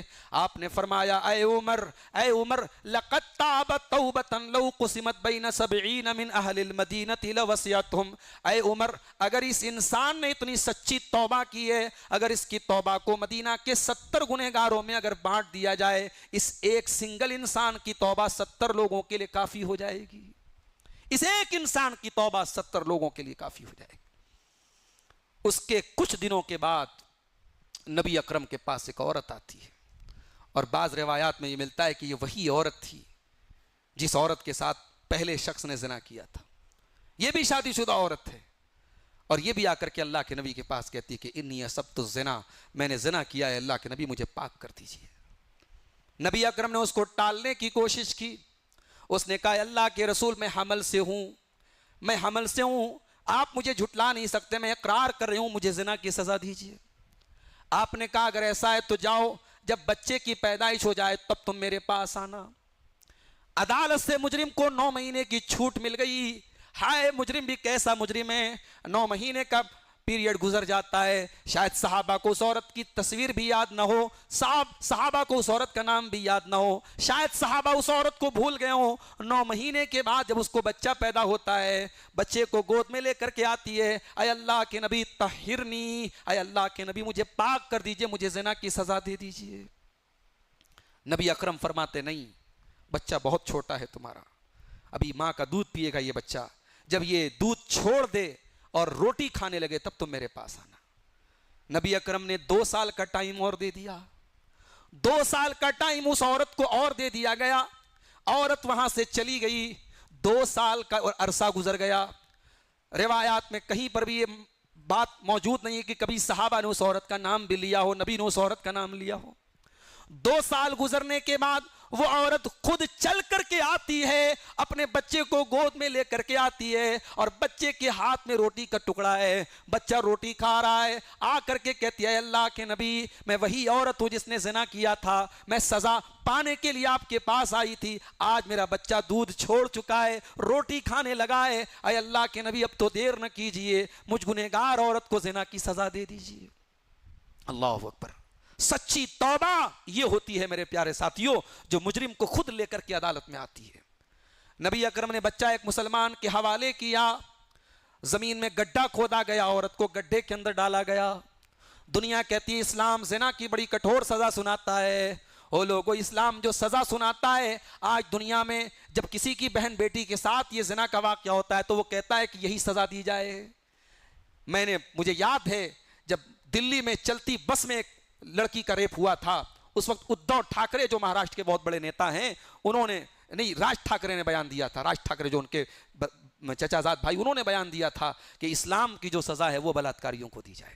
مگر ہاں، اسلام جب زنا کی سزا سناتا ہے تو اسلام زنا بالجبر کی بھی وہی سزا قرار دیتا ہے، اور زنا بالرضا، اگر آپس کی سہمتی سے اور جو ہے آپس کی رضامندی سے بھی اگر زنا اللیگل طریقے سے اگر ریلیشن شپ قائم ہوئی ہے تو اسلام اس پر بھی وہی سزا قرار دیتا ہے۔ یہ بات یاد رکھیے، دنیا کی عدالتوں میں آپس کی سہمتی سے اگر زنا ہو اس پر سزا نہیں ہے، مگر اسلام کی عدالت میں زنا تو زنا ہے۔ اگر آپ نے نکاح کے بجائے کسی اور طریقے سے اگر آپ نے جنسی خواہش کو پورا کیا ہے تو شادی شدہ انسان کے لیے پتھروں سے مار کے ختم کرنے کی سزا ہے۔ زمین میں گڈھا کھودا گیا، اس عورت کو بھی پتھروں سے مار مار کے ختم کر دیا گیا۔ جب اس عورت کو رجم کیا جا رہا ہے، اس عورت کے خون کے کچھ چھینٹے حضرت خالد بن ولید کے کپڑے پر پڑ جاتے ہیں۔ خالد بن ولید چلانے لگتے ہیں، چیخنے لگتے ہیں، اس عورت کے بارے میں کچھ نازیبا کلمات بولنے لگتے ہیں، پتہ نہیں کیسی عورت کا خون میرے کپڑے پر پڑ گیا۔ نبی اکرم کے کانوں میں خالد بن ولید کے جملے پڑھتے ہیں، آپ فرماتے ہیں مہلن یا خالد، اے خالد خبردار، اے خالد اپنی زبان کو لگام دو، لقد تابت توبۃ لو تابہا صاحب محسن لغفر اللہ لہ، اے خالد اس عورت نے اتنی سچی توبہ کی ہے، اگر کوئی بہت بڑا ڈاکو بھی ایسی توبہ کرتا اللہ ڈاکو کو بھی معاف کر دیتا، اللہ اس چور کو بھی معاف کر دیتا۔ اے خالد اس کی توبہ کا مذاق نہ اڑانا، اے خالد اتنے سچی توبہ کی ہے۔ تو توبہ یہ ہوتی ہے میرے پیارے ساتھی۔ ہمارا حال تو یہ ہے، ہم نے کووڈ کا دور بھی دیکھا ہے، ہم نے وہ دور دیکھا ہے جب حرم میں نماز بند ہو گئی، طواف بند ہو گیا، شیخ معیقلی نماز پڑھانے کے لیے کھڑے ہیں، عادت بنی ہوئی ہے استوو صفوں کو درست کر لو، جب یہ جملہ بولتے ہیں اور پیچھے نظر ڈالتے کوئی نظر نہ آیا تو شیخ معیقلی اپنے آنسوؤں کو کنٹرول نہ کر سکے۔ اللہ یہ دن بھی دیکھنا تھا، تیرے گھر کے پاس آج رمضان کی ویڈیوز آ رہے حرم میں، کتنا رش ہے، کتنی بھیڑ ہے، لاکھوں کا مجمع ہے، لیکن کووڈ کے دور میں ہم نے دیکھا میرے پیارے ساتھیوں، حرم پاک بھی، اللہ کا پاک گھر بھی، وہاں بھی سناٹا ہے اور وہاں بھی نماز پڑھنے والا کوئی نہیں، طواف کرنے والا کوئی نہیں۔ اتنا سخت دور ہم نے دیکھا جو انسانی تاریخ میں کبھی کبھی وہ دور آتا ہے، مگر وہ دور بھی ہمارے دلوں کی سختی کو پگھلا نہ سکا، ہم کو توبہ کا خیال ہمارے دل میں نہیں ڈال سکا۔ اس سے بڑھ کے ہمارے دلوں کے کٹھور ہونے کی کیا دلیل ہوگی؟ اسی لیے قرآن کہتا ہے فلولا اذ جاءہم باسنا تضرعوا ولکن قست قلوبہم وزین لہم الشیطان ما کانوا یعملون۔ میرے بندو، جب مصیبتوں کا دور آیا تو ہونا تو یہ چاہیے تھا تم اللہ کی بارگاہ میں گڑ گڑاتے، تم توبہ کرتے، تم اللہ سے معافی مانگتے، مگر تمہارے دل بہت کٹھور ہو چکے ہیں، تمہارے دل بہت سخت ہو چکے ہیں اور شیطان نے تمہارے گناہوں کو مزین کر دیا ہے۔ اب آئیے 10 منٹ اور آپ کے سامنے خطاب کروں گا، تقریر کے آخری پوائنٹ پر ہم آتے ہیں۔ یہ 27ویں طاق رات ہے رمضان کی اور بہت اہم رات ہے۔ توبہ ہم کرنا چاہتے ہیں، توبہ کرنے کے لیے ہمیں کیا کرنا پڑے گا، اس کا پروسیس کیا ہے، اس کا طریقہ کیا ہے، آئیے ذرا اس پر بھی ہم کچھ نظر ڈال لیتے ہیں۔ سب سے پہلا کام ہمیں یہ کرنا پڑے گا میرے ساتھیوں، توبہ اگر کرنا چاہتے ہیں اللہ کی طرف رجوع کریں، اللہ ہی ہمیں معاف کر سکتا ہے، اللہ ہی ہماری توبہ قبول کر سکتا ہے، اللہ سے ہم معافی مانگیں۔ قرآن بار بار ہمیں اس بات کی تلقین کرتا ہے۔ قرآن کا دوسرا پارہ اٹھاؤ، وَإِذَا سَأَلَكَ عِبَادِي عَنِّي فَإِنِّي قَرِيبٌ، اے میرے نبی جب میرے بندے آپ سے میرے بارے میں سوال کریں تو بتا دو کہ میں قریب ہوں۔ اللہ بہت قریب ہے میرے بھائی، اللہ کی ذات عرش پر ہے، ساتواں آسمان کے اوپر، مگر اللہ اپنے علم کے اعتبار سے، اپنی قدرت کے اعتبار سے ہماری شہرک سے زیادہ قریب ہے۔ ہم جب سجدے میں اللہ سے دعائیں کرتے ہیں، روتے ہیں، گڑگڑاتے ہیں، ہم اللہ سے کمیونیکیشن کرتے ہیں، اللہ سے کنورسیشن کرتے ہیں، اللہ سے باتیں کرتے ہیں۔ اس لیے اللہ سے رجوع کرو میرے ساتھیوں اگر سچی توبہ کرنا چاہتے ہو۔ اللہ کے نبی سجدے میں ایک دعا پڑھتے تھے، بڑی پیاری دعا، اس کو یاد کر لو، اللہم اغفر لی ذنبی کلہ دقہ وجلہ واولہ وآخرہ وسرہ وعلانیتہ، اے اللہ میرے سارے گناہوں کو تو معاف کر دے، چاہے وہ اوپنلی ہوں، چاہے سیکریٹلی ہوں، چاہے اسمال ہوں، چاہے بڑے ہوں، چھوٹے بڑے، کھلم کھلا اور پوشیدہ، ہر گناہ کو اے اللہ تو بخش دے۔ یہ سجدے میں اللہ کے نبی یہ دعا پڑھتے تھے، اس کو آپ سجدے میں پڑھا کیجئے۔ اس کے بعد دوسری چیز یہ ہے میرے ساتھی کہ تنہائی بہت خطرناک چیز ہے۔ آج ہمارے گھروں میں دینی کتابیں نہیں ہیں، تنہائی میں کوئی ایسی ایکٹیویٹیز نہیں ہے جو ہم کو بزی رکھیں، ہم موبائل میں لگے رہتے ہیں۔ اور حالات تو یہ ہیں کہ اب 9 10 سال کی بچیاں جو ابھی ڈھنگ سے میچور نہیں، بالغ نہیں ہوئی ہیں، ان بچیوں کو بھی آج سوشل میڈیا کے ذریعے زنا پروسا جا رہا ہے، اور میں یہ آن گراؤنڈ ریئلٹی آپ کو بتا رہا ہوں۔ 10 سال کی بچیاں جو یہ نابالغ ہیں، چھوٹی بچیاں ہیں، اسکولوں میں پڑھ رہی ہیں، ابھی انہوں نے 10th پاس نہیں کیا ہے، اتنے چھوٹے چھوٹے بچوں کو آج زنا پروسا جا رہا ہے۔ اس لیے میرے ساتھیوں اپنی تنہائی کی بھی حفاظت کیجئے، اپنے بچوں کی تنہائی کی بھی حفاظت کیجئے، اپنے بچوں کو اچھی ایکٹیویٹیز میں بزی رکھیے، اپنے آپ کو اچھی ایکٹیویٹیز میں بزی رکھیے، اپنے گھر میں دینی کتابوں کو لا کے رکھیے، اپنے گھر میں اگر ٹی وی رکھیں تو ٹی وی پر اچھی چیزوں کو پلے کیجئے، بچے اچھی چیزیں دیکھیں، ایسی چیزیں دیکھیں جن سے ان کی اصلاح ہو۔ اور تیسرا کام یہ کریں، اپنے نفس سے لڑیں۔ سب سے بڑی لڑائی اپنے نفس سے لڑنا ہے۔ قرآن کہتا ہے وَنَفْسٍ وَمَا سَوَّاهَا فَأَلْهَمَهَا فُجُورَهَا وَتَقْوَاهَا قَدْ أَفْلَحَ مَنْ زَكَّاهَا وَقَدْ خَابَ مَنْ دَسَّاهَا۔ اللہ نے ہر نفس میں تقویٰ بھی رکھا ہے اور ہر نفس میں اللہ نے برائی کا جذبہ بھی رکھا ہے۔ اب کامیاب ہے وہ انسان جو اپنے نفس کو برائی سے پاک رکھے اور تقویٰ کے راستے پہ لے کے جائے، اور ناکام ہے وہ انسان جو اپنے نفس کو گندگی میں ڈال دے۔ اپنے نفس سے لڑیے میرے پیارے ساتھی، نفس کی باتیں نہ مانیے۔ نفس آپ سے کہے گا صبح کے 4 بجے کون اٹھتا ہے، مت اٹھو، لیکن الصلاۃ خیر من النوم کی آواز سن کے آپ کو اٹھنا ہے۔ زنا کا موقع ملے گا، گناہوں کا موقع ملے گا، گناہ آپ کے سامنے بڑے اٹریکٹیو شکل میں، بڑے اچھے شکل میں آئیں گے، مگر ان گناہوں سے اپنے دامن کو بچانا ہوگا۔ یہ بہت بڑی لڑائی ہے جو اپنے نفس سے ہمیں کرنی پڑے گی۔ اور چوتھا کام، ہمیشہ یہ دل میں احساس رکھو اللہ دیکھ رہا ہے۔ دنیا میں ہم بڑے بڑے شاپنگ مال میں جاتے، کیمرے لگے ہوئے ہیں۔ کیمرے کیوں لگے بھائی؟ سیکیورٹی کیمرے ہیں، سی سی ٹی وی کیمرہ ہے۔ کیمرہ کیوں لگا ہے؟ کوئی چوری نہ کر لے، کوئی غلط کام نہ کر لے۔ اور اللہ کا کیمرہ، دنیا کا کیمرہ فیل ہو سکتا ہے، دنیا کا کیمرہ لائٹ چلی گئی، بجلی چلی گئی، کیمرہ کام کرنا بند کر دیا، دنیا کے کیمرے کی ریکارڈنگ 1 مہینے کے بعد کرپٹ ہو گئی۔ اللہ کا کیمرہ 24/7 سال کے 360 دن ریگولر چلتا رہتا ہے۔ اللہ کے کیمرے کا ڈر، اللہ ہمیں دیکھ رہا ہے، یہ ڈر میرے پیارے ساتھیو اپنے اندر پیدا کرو۔ حضرت لقمان نے اپنے بچے کو یہی درس دیا تھا، یا بنی انہا ان تک مثقال حبۃ من خردل فتکن فی صخرۃ او فی السماوات او فی الارض یأتی بہ اللہ۔ اے میرے بچے، اگر رائی کے دانے کے برابر کوئی چیز آسمانوں میں کہیں ہوگی، زمین پہ کہیں ہوگی، چٹان کے نیچے کہیں چھپی ہوگی، اللہ اس کو سامنے لے آئے گا۔ اور ایک اور اہم بات یہ ہے میرے ساتھیو کہ توبہ کو کل پہ مت ٹالیے۔ حج آج فرض ہے، اور آپ سوچ رہے ہیں کہ نہیں صاحب ابھی عمر کیا ہے۔ میں نے کتنے لوگوں کو دیکھا، اللہ نے دولت دیا تھا، حج کی طاقت تھی، انہوں نے کہا نہیں صاحب مکان بنا لیں گے تب حج کریں گے، بیٹی کی شادی کر لیں گے تب حج کریں گے۔ حج کر لیں گے تو بہت بڑی ذمہ داری سر پہ آ جائے گی، سماج کہے گا حاجی صاحب ہیں، حاجی صاحب پر بڑی نظر رکھی جائے گی، ذمہ داریوں سے بچنے کے لیے لوگ حج نہیں کرتے۔ اور میں نے دیکھا ہے ایسے بد نصیبوں کو، پھر ایسے حالات پیدا ہو جاتے کبھی زندگی میں حج نہیں کر پاتے۔ تو حج ہو، چاہے نیکی ہو، چاہے توبہ ہو، اس کو کل پہ مت ٹالو میرے پیارے ساتھیو۔ یہ کل پہ ٹالنا شیطان کا بہت بڑا ہتھیار ہے۔ یوسف علیہ السلام کے بھائیوں نے جب اپنے ہی بھائی کا مرڈر کرنے کا پلان کیا تھا تو شیطان نے ان کے دماغ میں بھی یہی ڈالا تھا کہ آج یہ گناہ کر دو، کل سدھر جائیں گے، کل اصلاح کر لیں گے، کل توبہ کر لیں گے۔ تو یہ خیال اپنے دل میں کبھی مت لائیے گا۔ اور یہ بھی یاد رکھیے، موت اور بیماری ہم سے پوچھ کے نہیں آئے گی۔ اللہ کے نبی نے فرمایا اغتنم خمسن قبل خمسن، 5 چیزوں کو غنیمت سمجھو، 5 چیزوں کی ویلو کو سمجھو، 5 چیزوں کے آنے سے پہلے۔ شبابک قبل حرمک، اپنی جوانی کی قدر کرو بڑھاپے کے آنے سے پہلے۔ وصحتک قبل سقمک، اپنی تندرستی کی قدر کرو بیمار ہونے کے پہلے۔ وفراغک قبل شغلک، اپنے ٹائم کی قدر کرو بزی ہونے سے پہلے۔ وحیاتک قبل موتک، اور اپنی زندگی کی قدر کرو اپنے مرنے سے پہلے، اور اپنی دولت کی قدر کرو غریب ہونے سے پہلے۔ یہ 5 چیزیں میرے پیارے ساتھیوں ہم سے پوچھ کے نہیں آئیں گی۔ اور آخری چیز، توبہ کرنا چاہتے ہو تو یہ دیکھو کہ آپ کا دوستانہ کن لوگوں کے ساتھ ہے۔ بروں کے ساتھ بیٹھو گے تو اگر برائی نہیں بھی کرو گے تو کم سے کم اتنا ضرور ہوگا کہ برائی کے لیے سافٹ کارنر پیدا ہو جائے گا۔ اگر آپ کے دوست ایسے جو عیاشیاں کر رہے ہیں، جو زنا کر رہے ہیں، جو شراب پی رہے ہیں، اور آپ بہت اچھے خاندان کے ہیں، بہت دیندار گھر کے ہیں، اور آپ یہ کام نہیں کرتے ہیں، مگر ان گناہوں کو لے کر کے ایک سافٹ کارنر دل میں پیدا ہو جائے گا۔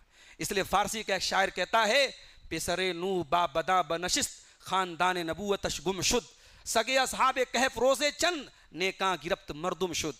کہتا ہے کہ حضرت نوح علیہ السلام کا بیٹا برے لوگوں کے ساتھ رہتا تھا تو نبوت کے خاندان سے اس کا تعلق تھا، پھر بھی برباد ہو گیا۔ اتنے بڑے خاندان کا نبی کا بیٹا، نبی بھی کون؟ اولو العزم نبی، 950 سال تک اللہ کا دین پہنچانے والا نبی، ایسے نبی کا بیٹا برے لوگوں کی صحبت میں بگڑ گیا۔ اور اصحاب کہف کا کتا، ایک غلیظ جانور، ایک ایسا جانور جو برتن میں منہ ڈال دے تو 7 بار دھلنے کا حکم ہے، اصحاب کہف کے ساتھ وہ تھا۔ تو قرآن نے جب اصحاب کہف کا ذکر کیا تو ان کے کتے کا بھی ذکر کیا۔ ان نیک لوگوں کی صحبت میں رہ کر کے اللہ تعالیٰ نے اس کتے کو بھی یہ ویلو دی کہ قرآن میں اس کتے کو مینشن کیا گیا۔ تو ایک جانور اور غلیظ جانور ہونے کے باوجود نیک لوگوں کے ساتھ رہنے کا یہ فائدہ اس کو ملا۔ اس لیے میرے پیارے ساتھیوں، کہیں ایسا نہ ہو کہ ہم برے لوگوں کی سنگت میں رہیں اور ہمیں قیامت کے دن پچھتانا پڑے۔ وَيَوْمَ يَعَضُّ الظَّالِمُ عَلَى يَدَيْهِ يَقُولُ يَا لَيْتَنِي اتَّخَذْتُ مَعَ الرَّسُولِ سَبِيلًا۔ کہیں ایسا نہ ہو کہ قیامت کے دن انسان کہے کہ ہائے میری بربادی، کاش میں نے رسول کا راستہ اپنایا ہوتا۔ یا ویلتا لیتنی لم اتخذ فلانا خلیلا، ہائے میری بربادی، کاش میں نے فلاں کو اپنا دوست نہ بنایا ہوتا جس نے اللہ کے ذکر سے مجھے غافل کر دیا۔ تو یہ چند باتیں توبہ کے تعلق سے تھی۔ کچھ ہمارے پاس سوالات آئے ہیں، ان کا جواب دیکھ کر کے ہم دعا پر بات ختم کرتے ہیں۔ پہن سکتے ہیں کیا؟ دیکھیے، اب وہی مسئلہ ہے کہ 26 میرے خیال سے 27 لکھنا چاہ رہے تھے یہ 27ویں جیسے آج طاق رات ہے تو بعض علاقوں میں بہت نئے نئے کپڑے اور بعض علاقوں میں تو مسجدوں کو بھی سجاتے ہیں اور بڑی رات اس کو بولتے ہیں، تو ایسا یہ سب کرنا ٹھیک نہیں ہے. آپ تمام طاق راتوں کو نئے کپڑے پہنیے، کوئی پرابلم نہیں ہے، نیا کپڑا پہنا کوئی گناہ تھوڑی ہے. لیکن آپ 27ویں کو اگر خاص اہتمام کرتے، باقی دن نارمل کپڑے، 27 کو بالکل نئے کپڑے چمک دمک بالکل عید کی طرح منانا، یہ ٹھیک نہیں، مناسب نہیں، یہ طریقہ اللہ کے نبی سے ثابت نہیں ہے. کہہ رہے کہ کیونکہ خاص کر عورتیں اس دن نئے کپڑے پہن کے آتی تھی، کہ عورتوں کے اندر تھوڑا ایک جذبہ ہوتا ہے کہ کپڑا لیا تو اس کو دکھانا بھی ہے، تو اب وہ دکھانے کے لیے بھی جو ہے عورتیں بعض ایسے موقع پر جہاں گیدرنگ ہو تو وہ دکھاتی ہیں. بہرحال یہ ٹھیک نہیں ہے، اس سے پرہیز کرنا چاہیے. مولانا میرا سوال یہ کہ جو لوگ گٹکھا کھاتے ہیں یا سگریٹ پیتے ہیں اور ایسی چیزوں کے عادی بن چکے ہیں جو حرام ہے، چاہے وہ قلیل ہو یا کثیر، ان کا انجام کیا ہے اور ان چیزوں سے بچنے کا علاج کیا ہے، اور ایک عورت اپنے شوہر کو ان حرام چیزوں سے چھوڑنے کے لیے کون سا طریقہ اپنا سکتی ہے؟ دیکھیے ظاہر ہے سگریٹ، گٹکھا، تمباکو یہ تمام چیزیں حرام ہیں. اگر ان کے اندر ہم یہ مان بھی لیں کہ نشہ نہیں ہے، حالانکہ نشہ ہے، چلو 2 منٹ کے لیے مان لو نشہ نہیں ہے، تو نقصان دہ تو ہیں. اور ہر وہ چیز جو ہماری باڈی کے لیے نقصان دہ وہ حرام ہے اسلام میں. لا ضرر ولا ضرار، شریعت میں نہ اپنے آپ کو نقصان پہنچانے کی اجازت ہے، نہ دوسرے کو نقصان پہنچانے کی اجازت ہے. سگریٹ پینے والا سائنٹسٹ کہتے ہیں جتنا اپنے آپ کو پالیوٹ کرتا ہے اتنے اپنے آس پاس کے ماحول کو بھی پالیوٹ کرتا ہے. جتنا نقصان اس کو خود ہو رہا ہے اتنا ہی نقصان اس کے آس پاس کے لوگوں کو بھی ہو رہا ہے. اور بعض لوگ جب سگریٹ گٹکھا کھا کے مسجد میں آ جاتے ہیں نا، جتنا بھی کلی کر لیں وہ بازو والے کو مہک محسوس ہو جاتی ہے. تو اور اب یہ جیسے کسی خاتون کا سوال ہے، تو میں یہی کہوں گا کہ اصلاح کی کوشش کریں، سمجھانے کی کوشش کریں. ایک عورت اس سے بڑھ کے اور کیا کر سکتی ہے؟ باقی عورتوں کے پاس اپنے شوہروں سے منوانے کا بہت طریقہ ہوتا ہے. جب فرعون جیسا ظالم جو ہے وہ اپنی بیوی کے سامنے پگھل گیا اور بیوی نے اتنا کہہ دیا کہ موسیٰ علیہ السلام کو بیٹا بنا لیتے ہیں اور ہم اس کی پرورش کر لیتے ہیں، تو فرعون جس نے سارے بچوں کو قتل کرنے کا آرڈر دیا تھا، فرعون اپنی بیوی کی بات مان لیتا ہے. تو آج کے شوہر جتنے بھی بڑے ظالم، فرعون سے بڑے ظالم تو نہیں ہوں گے. تو انشاءاللہ اگر ڈھنگ سے سمجھایا جائے تو اصلاح انشاءاللہ کر لیں گے. ایک سوال یہ آیا ہے کہ منافق کون ہے؟ کیا منافق ختم ہو گئے ہیں؟ نماز کی پابندی نہ کرنے والا منافق ہے؟ اسلام کا دشمن ہی منافق ہے؟ فاسق اور منافق میں کیا فرق ہے؟ دیکھیے، ایک منافق وہ ہوتا ہے جو اعتقادی منافق ہوتا ہے. وہ اس منافق کو بولتے ہیں جو نبی کے دور میں جو منافقین تھے، کہ جن کے اندر اسلام کی دشمنی بھری تھی، نبی کی دشمنی بھری تھی. آج کے دور میں بھی جیسے آپ بعض ٹی وی پر دیکھتے ہوں گے، بعض سو کالڈ مسلمان ہوتے ہیں، ان کا کام مسلمان بن کر کے ٹی وی پہ آ کے اسلام کا مذاق اڑانا ہوتا ہے. میں نام نہیں لوں گا، آپ لوگ سمجھدار ہیں، ایسے 2-4 لوگوں کو آپ جانتے ہوں گے. وہ نام کے مسلمان ہیں، دل میں اسلام کی دشمنی بھری ہے، شرک کی محبت بھری ہے، غیر اللہ کی محبت بھری ہے. تو ایسے لوگ یقیناً منافق ہیں. لیکن ہاں کچھ چیزیں ایسی ہیں جو عملی طور پر منافق کی علامت بتائی گئی، جیسے جھوٹ بولنا، جیسے وعدہ خلافی کرنا، جیسے امانت میں خیانت کرنا، جیسے نماز میں سستی کرنا. تو یہ منافق کی علامتیں بتائی گئی ہیں. ایسا کرنے والا مکمل طور پر منافق نہیں ہے. اگر ایسا کوئی کام کرتا ہے تو ہم یہ کہہ سکتے ہیں بھائی یہ کام مت کرو، یہ منافق کی علامت ہے. لیکن ایسا کرنے والے کو ڈائریکٹ منافق بولنا، اگر آپ کسی کو منافق بولتے تو گویا آپ نے کافر بول دیا. تو جس طریقے سے کسی کو ڈائریکٹ کافر بولنا حرام ہے، اور جب تک شریعت کی ساری حجت تمام نہ ہو جائے آپ کسی کو کافر نہیں بول سکتے، ایسے ہی کسی کو منافق بھی نہیں بول سکتے. حیض والی عورت مسجد میں داخل ہو سکتی ہے کیا؟ دیکھیے، اس مسئلے میں اختلاف ہے. بہت سارے علماء نے حیض والی عورت کو مطلق طور پہ مسجد میں داخل ہونے سے منع کیا ہے، لیکن اس کی کوئی واضح دلیل نہیں ملتی. اسی لیے علامہ البانی رحمۃ اللہ علیہ کا موقف یہ ہے کہ حیض والی عورت مسجد میں آ سکتی ہے. اور ہم جانتے ہیں کہ نبی کے دور کے مقابلے میں آج کے دور میں عورتوں کے پاس بہت ساری ایسی سہولتیں موجود ہیں. یعنی اگر ایک حیض والی عورت نبی کے دور میں مسجد میں اگر ان کو آنے کی اجازت نہیں تھی تو یہ اتنی بڑی چیز تھی. نبی کے زمانے میں ہزاروں عورتیں تھیں، تو کہیں تو کسی صحیح حدیث میں مینشن ہونا چاہیے تھا. کہیں کسی صحیح حدیث میں مینشن نہیں ہے. نبی کے دور میں ہزاروں عورتیں تھیں جو اس چیز سے گزرتی تھی اور نبی نے منع نہیں کیا. اس لیے علامہ البانی کا جو موقف ہے وہ زیادہ مضبوط نظر آتا ہے کہ اگر کوئی ضرورت ہے، مثال کے طور پہ جیسے عیدین کی نماز میں عورت کو، حیض والی عورت کو جانے کا حکم دیا اللہ کے نبی نے کہ مصلے سے دور رہیں گی، دعا میں شامل لیں گے. ایسے ہی اگر مسجد میں کبھی کوئی درس ہے، کوئی دینی کورس چل رہا ہے، کوئی مہمان عالم آئے ہیں، ان کے درس وغیرہ کا معاملہ ہے، نماز تو نہیں پڑھے گی ظاہر وہ عورت، لیکن وہ آ سکتی ہے. اور یہاں یہ بھی بتا دوں میں کہ وہ قرآن بھی پڑھ سکتی ہے حیض والی عورت. موبائل پر تو ایسے ہی پڑھ سکتی ہے. اور یہ جو قرآن مصحف کی شکل میں ہمارے پاس ہے اس کو احتیاطاً وہ ڈائریکٹ ہاتھ سے نہ چھوئے, دستانے وغیرہ سے یا دوپٹے وغیرہ سے چھوئے, ڈائریکٹ نہ چھوئے, ٹھیک ہے. لیز کا مکان لینا اور دینا کیسا ہے؟ دیکھیے لیز سے مراد اگر یہ ہے کہ میرا مکان ہے, آپ میرے پاس آئے, آپ نے مجھے 10 لاکھ روپیہ ڈپازٹ دیا اور میں نے آپ کو اپنا مکان دے دیا, آپ 5 سال تک میرے مکان میں رہ رہے ہیں, 5 سال کے بعد میں نے آپ کی رقم آپ کو واپس کر دی, آپ نے میرا مکان واپس کر دیا. اگر یہ شکل ہے تو یہ حرام ہے. یہ حرام ہے کیوں؟ کیونکہ شریعت یہ کہتی ہے کہ آپ نے سامنے والے سے جو ٹرانزیکشن کیا وہ کرائے کا ٹرانزیکشن تو نہیں تھا, کرایہ تو نہیں دیا آپ نے. اب یہ ٹرانزیکشن لون کا تھا, آپ نے سامنے والے کو 10 لاکھ روپیہ لون دیا, بدلے میں اس نے آپ کو اپنا مکان دیا. تو شریعت یہ کہتی ہے کہ لون پر کسی بھی طریقے کا پروفٹ نہیں حاصل کیا جا سکتا. تو اگر کوئی کرایہ بالکل نہیں لیتا یا کرایہ کم لیتا ہے اور بدلے میں ڈپازٹ دیتا ہے تو یہ شکل تو صحیح نہیں ہے, یہ سود ہے. ہاں ایک شکل ہے کہ انسان جو ہے مکان مالک کو پیسے کی ضرورت ہے اور کرایہ دار کو مکان کی ضرورت ہے, تو وہ آ کر کے یہ کہتا ہے کہ بھائی ایسا ہے کہ آپ مجھ سے 5 سال کا ایڈوانس کرایہ لے لو, اور 5 سال کا چونکہ میں بڑی رقم آپ کو دے رہا ہوں تو آپ کرائے میں کچھ کمی کرو. جیسے آپ اور لوگوں سے اگر 10,000 روپے مہینہ کرایہ لیتے ہو تو مجھ سے تم 8,000 روپے کرایہ لے لو, اور 8,000 کا مہینے کے حساب سے کیلکولیٹ کر کے 10 لاکھ یا 5 لاکھ کی جو رقم ہے اتنے دنوں کا کرایہ میں آپ کو ایڈوانس چکا رہا ہوں. اب اتنا دن گزرنے کے بعد اگر میں مکان چھوڑوں گا تو پھر مجھے کوئی رقم واپس نہیں ملے گی. اگر یہ ٹرانزیکشن کیا جائے تو یہ کرایے کی شکل ہے, یہ جائز ہے.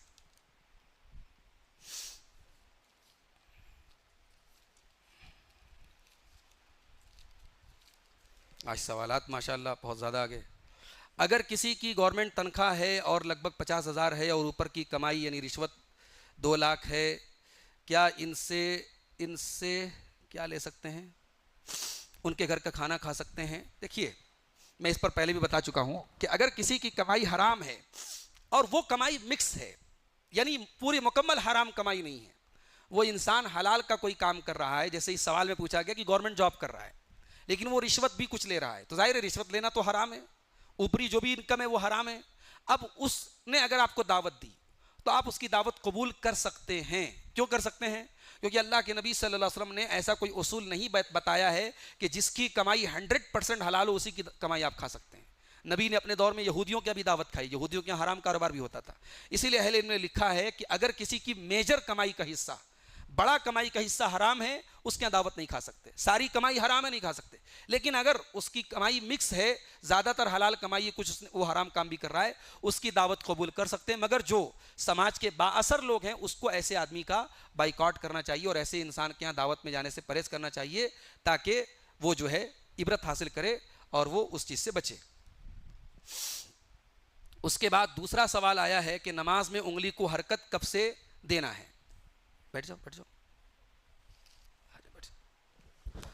نماز میں انگلی میں حرکت کب سے دینا ہے, میں اس پر اثر بات کے درس میں بتا چکا ہوں کہ اللہ کے نبی صلی اللہ علیہ وسلم جو حرکت دیتے تھے تو حدیث میں آتا یدعو بہا, اس کے ذریعے آپ دعا کرتے تھے.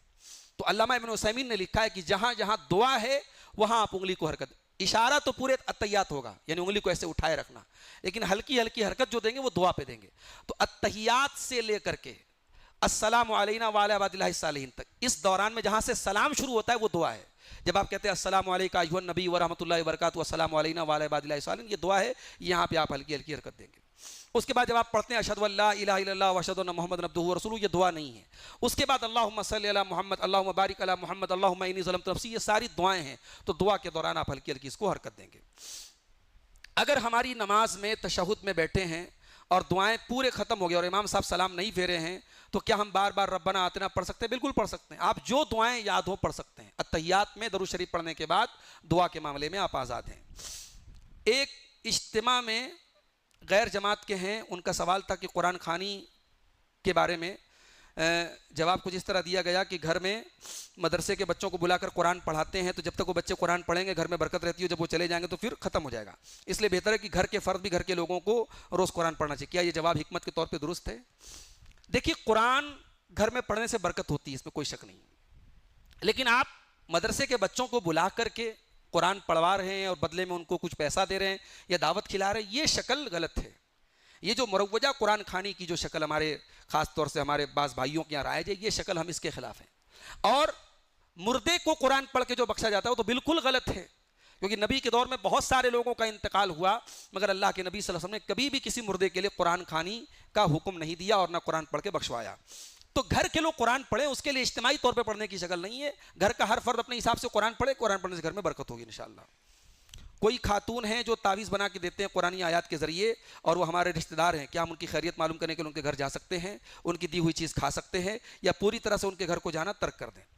دیکھیے تعویذ قرآن کا بنانا غلط ہے, حرام ہے. جو بنا رہا ہے اس کی اصلاح کیجئے, اس کو منع کیجئے. باقی اس کے گھر دعوت آپ کھا سکتے ہیں. دعوت آپ کسی غیر مسلم کے گھر بھی کھا سکتے ہیں, کسی بت کے آگے سجدہ کرنے والے کے گھر میں بھی آپ دعوت کھا سکتے ہیں. تو دعوت کھانا ایک الگ میٹر ہے, لیکن اس کے کسی غلط کام میں آپ شامل نہیں ہوں گے.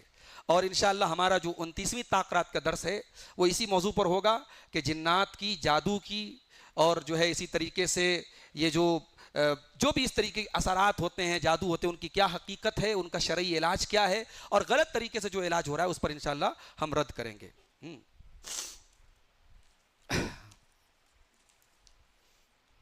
ایک سوال ہے کہ پیٹ میں بچہ مر جائے تو کیا عقیقہ کرنا چاہیے؟ دیکھیے, پیٹ کے مرے ہوئے بچے کا عقیقہ آپ کو نہیں کرنا ہے. ایون اگر 7 دن کے پہلے بچہ مر جاتا ہے تو آپ کو عقیقہ نہیں کرنا ہے, کیونکہ حدیث میں آتا ہے کہ 7ویں دن عقیقہ کیا جائے. تو 7ویں دن تک اگر بچہ زندہ ہے تب آپ کو عقیقہ کرنا ہے.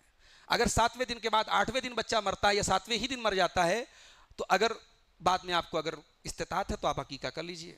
عقیقہ کر کے اس کا گوشت آپ خود بھی کھا سکتے ہیں, غریبوں بھی بانٹ سکتے ہیں, رشتہ داروں کو بھی دے سکتے ہیں, اس میں کوئی حرج کی بات نہیں. لیکن پیٹ میں مر گیا یا 7 دن کے پہلے مر گیا تو اس کا عقیقہ دینے کی ضرورت نہیں ہے. یہ ہو گیا نا. اگر گھر کے پاس سنی لوگوں کی مسجد ہے تو کیا وہاں نماز ادا کر سکتے ہیں؟ دیکھیے, کسی مسلک کا نام لے کر کے علماء اہل حدیث کا فتویٰ نہیں کہ ان کے یہاں آپ نماز نہیں پڑھ سکتے. آپ بازار میں ہیں, مارکیٹ میں ہے, جماعت کا ٹائم ہے, آپ کو جو مسجد ملے آپ نماز پڑھ لیجئے. اگر اس امام کے بارے میں آپ کو معلوم ہے کہ وہ شرکیہ عمل کر رہا ہے تو اس امام کے پیچھے آپ نماز نہیں پڑھیں گے. اب آپ بولیں گے کہ صاحب وہاں رفع الیدین نہیں ہو رہا ہے, وہاں آمین زور سے نہیں بولی جا رہی ہے. آپ آمین زور سے بولیے, اور ہمارے سنی بھائیوں کے تو اگر آپ آمین زور سے بولیں گے تو شاید صحیح سلامت واپس لوٹنا مشکل ہو جائے گا. تو جو دوسرے ہمارے احناف بھائی ہیں, دیوبندی حضرات ہیں, ان کے ہاں بھی کہیں کہیں بہت سخت لوگ ہوتے ہیں لیکن عام طور سے وہ گوارا کر لیتے ہیں. تو اگر وہاں اس طریقے کے فتنے کا اندیشہ ہے, بعض اوقات میرے ساتھ ایسا ہوا, سفر میں گیا اور مسجد دیکھ کے ہرا ہرا کلر دیکھ کے سمجھ گئے سنی بھائی لوگ کی مسجد ہے. اب وہاں میں سمجھ گیا بھائی یہاں آمین زور سے بولا تو سلامتی نہیں ہے, تو وہاں ایسی سچویشن میں آپ الگ سے نماز پڑھ کے واپس چلے آئیے. لیکن بہرحال کسی مسلک کا نام لے کر کے علماء اہل حدیث کا فتویٰ نہیں ہے کہ آپ ان کے ہاں نماز نہیں پڑھ سکتے. ہاں, جس امام کے بارے میں معلوم ہے کہ وہ شرکیہ عقیدہ رکھتا ہے یا شرکیہ عمل کرتا ہے, اس کے پیچھے آپ نماز نہیں پڑھیں گے. ایک پراپرٹی کے کیس میں اگر ایکول حصہ مانگا جائے, خاص کر کی برسوں کی زمین جس کے اپوننٹ پارٹی نے آلریڈی سارا حصہ لے چکے ہیں اور ایک حصے دار ایکول حصہ مانگ رہا ہے اور اپوننٹ پارٹی دینے کے لیے منع کر رہا ہے. ٹوسٹ کی بات تو یہ ہے کہ اپوننٹ پارٹی مولوی ہیں, کیا کیس واپس لے لینا چاہیے یا پھر حصہ مانگتے رہنا چاہیے؟ دیکھیے, مولوی ہو یا کوئی بھی ہو, غلط تو غلط ہے. اگر کسی زمین میں کسی کا حصہ ہے تو ہمیں وہ حصہ تو دے دینا چاہیے.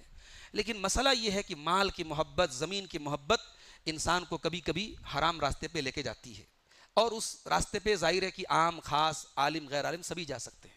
تو بہرحال یہ جن کا بھی معاملہ ہے, اگر واقعی میں حصے دار کو اس کا حصہ نہیں دے رہے ہیں تو غلط کر رہے ہیں. اللہ تعالیٰ ان کو اصلاح کی توفیق دے. اور جو اپوننٹ پارٹی ہے, اب وہ اگر چاہے تو کیس کو برقرار رکھے, اپنا کیس لڑنا کوئی حرج کی بات نہیں ہے, اور اگر چاہیں تو اپنا حق اللہ تعالیٰ کے ہاں لے لیں, وہ دنیا میں معاف کر دیں, یہ بھی کر سکتے ہیں. دونوں ان کے سامنے آپشن موجود ہے. آئیے ہم اللہ تعالیٰ سے دے سکتے ہیں نا, بالکل دے سکتے ہیں, بھاڑے کو دے سکتے ہیں, مگر ڈپازٹ لے کر کے بنا کرایہ لیے دینا ٹھیک نہیں. بیٹھ جاؤ, بیٹھ جاؤ. اللہ تعالیٰ سے دعا ہے رب العالمین جو باتیں آج توبہ کے تعلق سے کہی گئیں, کہنے والے کو, سننے والوں کو, سب کو عمل کی توفیق عطا فرمائے. اللہ تعالیٰ ہم گنہگاروں کی, خطا کاروں کی مغفرت فرمائے. ہمارے چھوٹے بڑے, کھلے چھپے اور وہ گناہ جن کو ہم جانتے بھی نہیں ہیں, اللہ سارے گناہوں کو معاف فرما دے. رب العالمین ہماری اس مسجد میں ہم نے اس پورے مہینے دروس میں ہم بیٹھے, تراویح میں ہم نے شرکت کی, ہمارے بعض نوجوان اعتکاف میں بیٹھے ہیں, جو بھی عبادتیں ہم نے کی ہیں اللہ سب کی عبادتوں کو قبول فرمائے. ہماری مائیں بہنیں بھی بڑے شوق اور جذبے کے ساتھ آتی رہی ہیں، اللہ تعالیٰ ان کی بھی نیکیوں کو قبول فرمائے۔ اللہ ہماری نیکیوں سے ریاکاری کو دور کر کے اخلاص والی نیکی کی ہم سب کو توفیق عطا فرمائے۔ الہ العالمین ہم میں سے جو بیمار ہیں ان کو شفائے کاملہ عاجلہ عطا فرما، جو روزی روٹی سے پریشان ہیں ان کے کاروبار میں برکت عطا فرما، رزق حلال کی سب کو توفیق عطا فرما۔ اللہ تعالیٰ جو صاحب اولاد ہیں ان کو اپنی اولاد کی صحیح تربیت کی توفیق عطا فرما۔ اللہ تعالیٰ ہمارے بچوں کو، ہمارے گھر والوں کو اللہ سے ڈرنے والا بنا دے، ہمارے گھر والوں کے اندر دینداری پیدا فرما دے، ہمارے گھروں میں دینداری اور تقوی پیدا فرما دے، ہمارے گھروں سے ہر اس چیز کو ہمیں نکالنے کی توفیق دے جو شریعت کے خلاف ہے۔ اللہ تعالیٰ ہماری تمام عبادتوں کو اپنے فضل و کرم سے قبول فرما لے۔ اے اللہ تو معاف کرنے والا ہے، معافی کو پسند کرتا ہے، ہمیں بھی تو معاف فرما دے۔ اے اللہ ہماری گردنوں کو جہنم کی آگ سے آزاد کر دے، ہمارے ماں باپ کی گردنوں کو بھی جہنم کی آگ سے آزاد کر دے۔ جن کے والدین باحیات ہیں انہیں اپنے والدین کی قدر کرنے کی اور خدمت کرنے کی توفیق عطا فرما۔ جن کے والدین اللہ کو پیارے ہو چکے ہیں، دنیا سے جا چکے ہیں، اللہ ان کی قبروں کو تو نور سے بھر دے، ان کے گناہوں کی بخشش فرما دے، ان کی نیکیوں کو قبول فرما لے۔ الہ العالمین دنیا کے بہت سارے علاقوں میں مسلمان ظلم و ستم کے شکار ہیں، اے اللہ تو ظالموں کو ان کے انجام تک پہنچا اور مظلوموں کی مدد فرما۔ الہ العالمین ہمارے ملک میں امن، چین اور سکون نازل فرما، اور جو لوگ ملک کا ماحول خراب کرنا چاہتے ہیں، ملک کے لوگوں کو آپس میں لڑانا چاہتے ہیں، فرقہ وارانہ فسادات کرنا چاہتے ہیں، اے اللہ ایسی تمام طاقتوں کو تو ناکام کر دے۔ الہ العالمین ہماری مسجدوں کی، ہمارے مدرسوں کی، ہمارے دینی اداروں کی، ہمارے علماء کی حفاظت فرما دے۔ الہ العالمین ہماری صفوں میں اتحاد پیدا فرما دے، مسلکی اختلافات کو بھول کر ہم سب کتاب و سنت کے پلیٹ فارم پر اکٹھا ہو جائیں، اس کی توفیق عطا فرما۔ الہ العالمین ہمیں اپنے نبی کے اور صحابہ کے طریقے پر چلنے والا بنا دے۔ الہ العالمین ہمیں تو اس بات کی توفیق دے کہ ہم جب تک دنیا میں زندہ رہیں تیرے دین پر قائم رہیں اور ہمارا خاتمہ ایمان پر ہو۔ ربنا تقبل منا انک انت السمیع العلیم وتب علینا انک انت التواب الرحیم، وصلی اللہ تعالی علی نبینا محمد وعلی آلہ وصحبہ اجمعین۔